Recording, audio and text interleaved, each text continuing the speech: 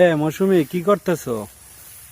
খের উঠাই, খের খের এই গরুরে দিমু তো, এই খের ডাল করতেছি, টাইনে নামাইতেছি।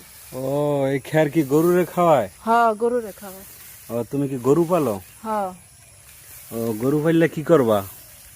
গরু পাইলে হুম। তারপরে মনে করেন গরু বড় সড়ো কইরা মোটা তাজা কইরা পরে বেচমু, বেচা পরে মনে করেন জায়গা জমি রাখা যায়, তারপরে যে ব্যবসা বাণিজ্য কাজে লাগান যায়, কত ইতেই লাগে, অভাবে সংসার তো।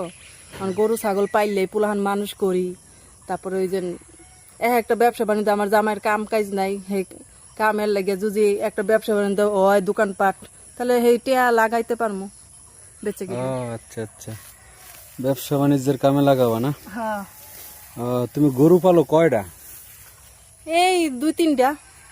ও, এক একটা দাম